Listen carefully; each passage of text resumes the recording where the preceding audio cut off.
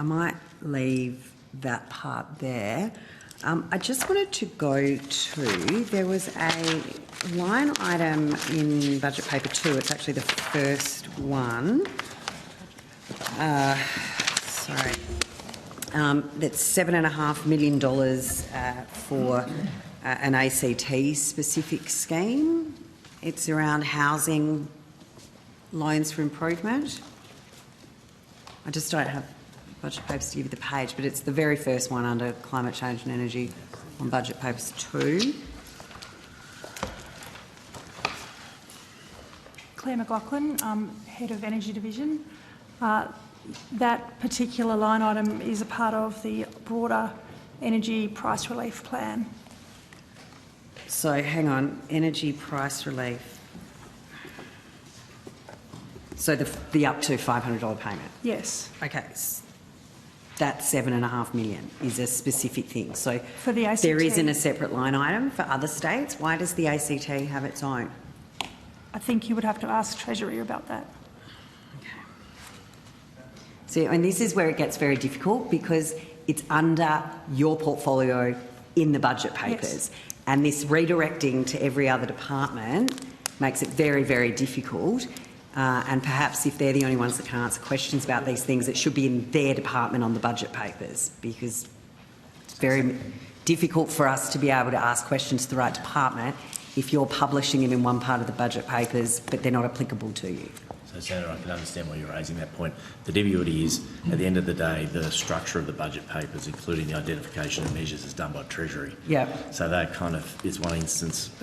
Hopefully, yeah, it's one instance where. But it is an energy program. It is. It's an energy and climate change program. So it would be really helpful if someone from the Department of Energy and Climate Change could answer some questions on it. Yep. Well, we'll outrageous, completely outrageous. I'm aware. So the energy price relief, okay, so maybe you can answer this. Isn't this the same type of activity that's covered by the CEFC? And I know we're seeing them later.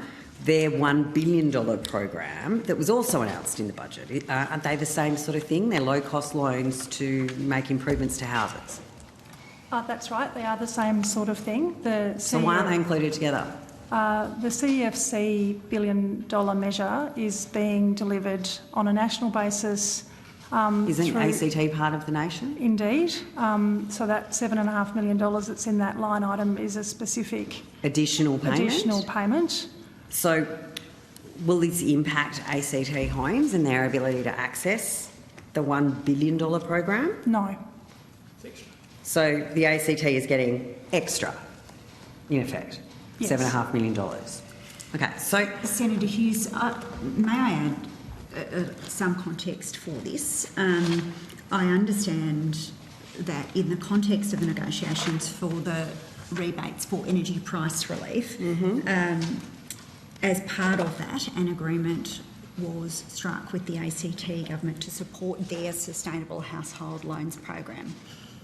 And Mr Duggan may have additional information about this, I'm not certain. So but their again, program these wasn't were matters their which program. were, hang on, if you could just finish. Again, these were matters, and I hear your frustration about the finding the right place to ask questions. The reason officials were directing the Treasury was because it was in that context of a negotiation led by between state treasurers and the Commonwealth Treasury. So why wouldn't, just trying to understand why the ACT is getting a $7.5 million additional payment to any other jurisdiction. Because looking at this and some of the timings, would this, part of negotiations, but also part of broader discussions across potentially the Senate? I mean, is this $7.5 million effectively Pocock-Barrelling? That we're effectively offering Senator Pocock, perhaps in exchange for his vote on safeguard mechanism, $7.5 million of additional funding outside of a $1 billion scheme to the ACT that no other state gets access to. It's a one-year program. I mean, it just seems to be Pocock-Barrelling. I have, Senator Hughes, May I respond to the political part of your question, and then I will ask Mr Duggan to provide additional information. I reject that characterisation. I've explained to you that it is a measure that arises in the context of the negotiations that took place about the best way to deliver energy price relief to each of the different jurisdictions, noting that each of the jurisdictions, the reason, as was explained publicly by the Treasurer at the time, to do it that way in a series of bilaterals is because each state and territory has different existing arrangements to provide support to electricity users, energy users, and distinctive agreements were made with each of the states and territories. But Mr Duggan may have some additional information. So how much is the ACT government contributing?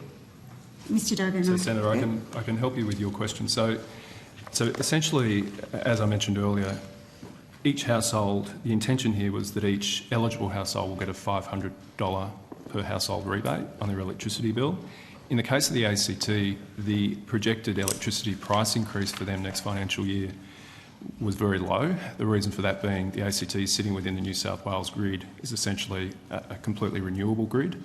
So in that context, it was a very small increase. So $500 rebate would have actually seen electricity price or electricity bills fall in the ACT. So rather than providing that support to be equitable across all the jurisdictions, the states and the territories, we effectively the Treasurers arrived at an alternative way of giving the ACT equivalent assistance through, and that was through this $7.5 million program. So essentially, if you look across that program and the bill rebates, then you get equity across all the jurisdictions, and that was the agreement the Treasurers reached. So